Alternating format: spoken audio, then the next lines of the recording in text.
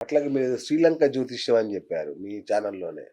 ఏంటది శ్రీలంక నా జ్యోతిష్యం? ఛానల్‌ని బాగా ఇది ఆ! చేసినట్టున్నారు మరి మీరు. ఇగ మిమ్మల్ని ఫాలో అవ్వాలిగా మేము. శ్రీలంక జ్యోతిష్యం మీద చేద్దామనుకున్నాను సార్ కొంచెము. హ్మ్. నాకు టైం కుదరలేదు. ఆ! అచ్చచ్చా! అది కొంచెం నాడీ జ్యోతిష్యం మిక్సింగ్ అయ్యి ఆహాహా! శ్రీలంక జ్యోతిష్యం అనేది కొంచెం మనలాగే ఉంటుంది. కొంచెం డిఫరెంట్‌గా ఉంటుంది. ఓకే. కానీ నాకు టైం కుదరక నేను అది చేయలేకపోయాను. ఓకే. ఇంకొక విషయం చెప్పారు మీరు. నాకంటే విచిత్రంగా అనిపించింది. అంటే పూర్వజన్మలో మీరేంటి? హ్మ్. వచ్చే జన్మలో మీరేంటి? ఓకే. తర్వాత ఏ దేశంలో పుడతారు? ఏ ప్రాంతంలో పుడతారు? ఎలా పుడతారో కూడా నేను చెప్తా అంటున్నారు మీరు. సాధ్యమా అట్లా? సాధ్యమంటే మన గ్రంథాల్లో ఉండేదే చెప్తున్నాను సార్ నేను. ఆ! చూడండి ఏ ఏ ప్రదేశాల్లో పుడతారు అనేది గూడా మనకు శాస్త్రం ప్రకారం మనం తెలుసుకోవచ్చు. హుహు. అంటే శాస్త్రంలో ఉన్న ఇన్ఫర్మేషన్ ప్రకారమే తెలుసుకోవచ్చు. మనమేం క్రియేట్ చేసేది కాదు. ఓకే. పంచమ స్థానాన్ని బట్టి రాబో జన్మలు ఎలా ఉంటాయి? కొన్ని కొన్ని గ్రహాలను బట్టి ఏ డైరెక్షన్స్‌లో ఎట్లాంటి ల్యాండ్స్‌లో పుడతారు అనేది ఉంటుందండి. ఆ! అది మెయిన్. రైట్. ఈ మధ్య చాలా మంది విదేశాల్లో సెటిల్ అవ్వాలని అనుకుంటున్నారు. సో, ఆ యోగం ఉందా లేదా చెప్పొచ్చా? చెప్పొచ్చు సార్. ఆ! విదేశాల్లో సెటిల్ అవ్వాలంటే ఇక్కడ మనం డిఫరెంట్ కొన్ని యాంగిల్స్ చూసుకోవాల్సుంటుంది. ఒకటి విదేశీ యానము, తర్వాత విదేశాల్లో సెటిల్ అవ్వడము, హ్మ్. విదేశాలకు వెళ్ళి తిరిగి రావడము. ఓకే. ఇలా 3 రకాలుగా చూసుకోవాల్సుంటుందనమాట. ఓకే. విదేశాల్లోనే పక్కాగా సెటిల్ అవ్వాలి అంటే స్థిరపడాలా? ఆ! అంటే వాళ్ళకు చతుర్థ స్థానము, వ్యయస్థానము, రాజ్యస్థానం బాగుండాలి. ఓహో!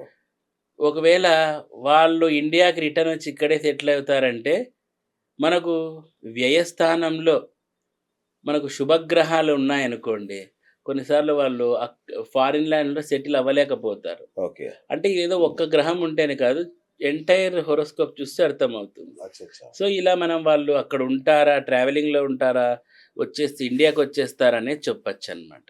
ఓకే. ఓకే. రైట్ గురుగారు చాలా మందిలో ఒక నైరాశ్యం ఉంటది. చాలా పూజలు చేస్తాము. చాలా వ్రతాలు చేస్తాం. అయినా కూడా సక్సెస్ సాధించలేకపోతున్నాము. పొద్దున్న లేస్తే ఆహ్, దేవుని దేవుడిని నమస్కరిస్తూ రాత్రి పడుకునే ముందు కూడా నమస్కరిస్తుంటారు. లైఫ్‌లో ఎలాంటి మార్పు ఉండదు. ఏంటి కారణం ఏంటంటారు అట్లా? ఇది కర్మ సార్ మేజర్‌గా. ఓకే. ఈ కర్మని తప్పించాలంటే చాలా భయంకరమైన జపాలు ఇవన్నీ చేసుకోవాల్సుంటుంది. ఆ!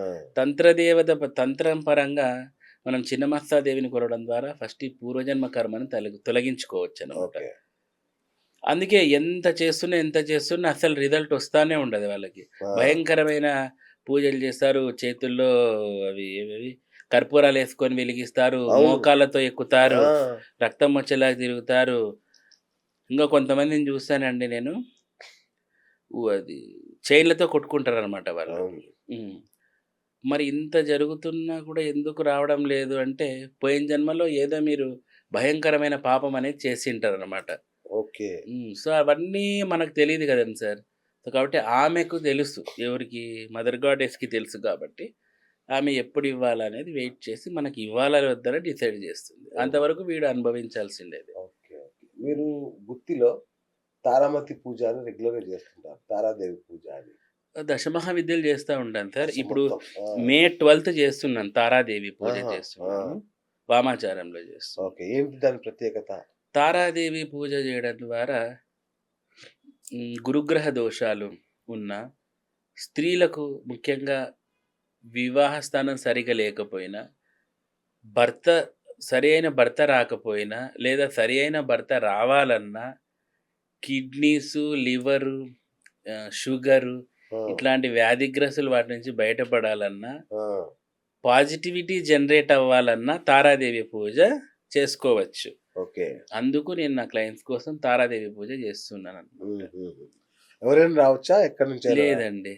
మేము కొంచెం ఎన్రోలింగ్ ఫీజ్ పెట్టాము. అచ్చా!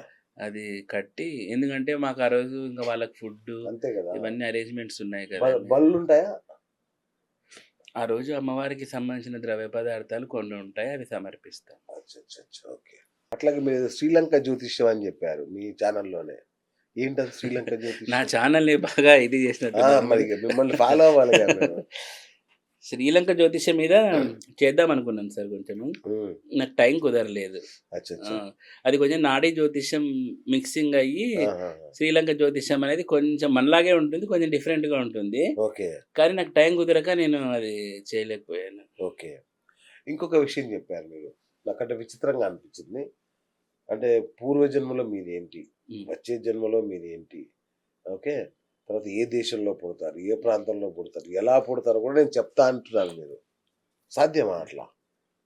సాధ్యమంటే మన గ్రంథాల్లో ఉండేదే చెప్తున్నాను సార్ నేను. ఆ! చూడండి ఏ ఏ ప్రదేశాల్లో పుడతారు అనేది గూడా మనకు శాస్త్రం ప్రకారం మనం తెలుసుకోవచ్చు. ఆహా! అంటే శాస్త్రంలో ఉన్న ఇన్ఫర్మేషన్ ప్రకారమే తెలుసుకోవచ్చు. మనమేం క్రియేట్ చేసేది కాదు. ఓకే. పంచమ స్థానాన్ని బట్టి రాబో జన్మలు ఎలా ఉంటాయి? కొన్ని కొన్ని గ్రహాలను బట్టి ఏ డైరెక్షన్స్‌లో ఎట్లాంటి ల్యాండ్స్‌లో పుడతారు అనేది ఉంటుందండి. ఆ! అది మెయిన్.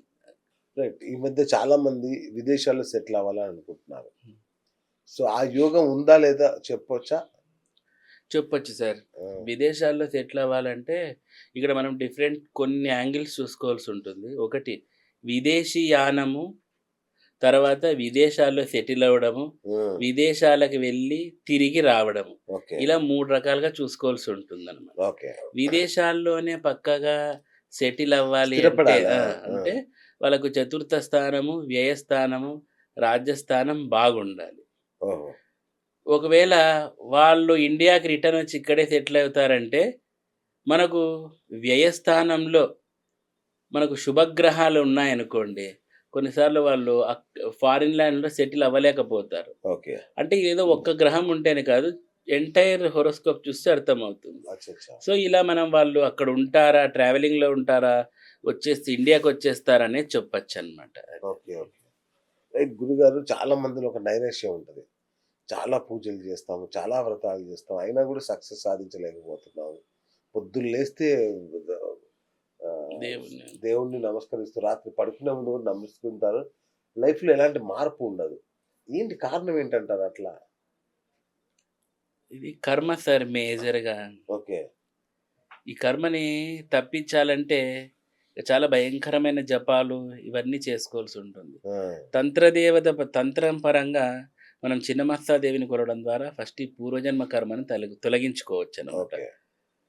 అందుకే ఎంత చేస్తున్నా అసలు రిజల్ట్ వస్తానే ఉండదు వాళ్ళకి. ఆ! భయంకరమైన పూజలు చేస్తారు. చేతుల్లో అవి ఏవేవి కర్పూరాలేసుకొని వెలిగిస్తారు. అవును. మోకాళ్ళతో ఎక్కుతారు. ఆ! రక్తం వచ్చేలాగా తిరుగుతారు. ఇంకా కొంతమందిని చూసానండి నేను. అది చైన్‌లతో కొట్టుకుంటారనమాట వాళ్ళు. అవును. హ్మ్. మరి ఇంత జరుగుతున్నా కూడా ఎందుకు రావడం లేదు అంటే, పోయిన జన్మలో ఏదో మీరు భయంకరమైన పాపం అనేది చేసింటారనమాట. ఓకే. సో, అవన్నీ మనకు తెలీదు కదండీ సార్. సో, కాబట్టి ఆమెకు తెలుసు. ఎవరికి మదర్ గాడెస్‌కి తెలుసు కాబట్టి, ఆమె ఎప్పుడు ఇవ్వాలనేది వెయిట్ చేసి మనకి ఇవ్వాలా వద్దా డిసైడ్ చేస్తుంది. ఓహ్! అంతవరకు వీడు అనుభవించాల్సిండేదే. ఓకే. ఓకే. మీరు గుత్తిలో తారామతి పూజ అని రెగ్యులర్‌గా చేస్తుంటారు. తారాదేవి పూజ అని. దశమహావిద్యలు చేస్తా ఉంటాను సార్. అసలు ఇప్పుడు మొత్తం ఆ! మే 12 చేస్తున్నాను. తారాదేవి పూజ ఆహా! ఆ! చేస్తున్నాను. వామాచారంలో చేస్తున్నాను. ఓకే. ఏంటి దాని ప్రత్యేకత? తారాదేవి పూజ చేయడం ద్వారా గురుగ్రహ దోషాలు ఉన్న స్త్రీలకు ముఖ్యంగా వివాహ స్థానం సరిగ్గా లేకపోయినా, భర్త సరియైన భర్త రాకపోయినా, లేదా సరియైన భర్త రావాలన్నా, కిడ్నీసు, లివరు, షుగరు ఆ! ఇట్లాంటి వ్యాధిగ్రస్తులు వాటి నుంచి బయటపడాలన్నా, ఆ! పాజిటివిటీ జనరేట్ అవ్వాలన్నా తారాదేవి పూజ చేసుకోవచ్చు. ఓకే. అందుకు నేను నా క్లయింట్స్ కోసం తారాదేవి పూజ చేస్తున్నాననమాట. హుహుహు. ఎవరైనా రావచ్చా? ఎక్కడి నుంచైనా లేదండి. మేము కొంచెం ఎన్రోలింగ్ ఫీజ్ పెట్టాము. అచ్చా!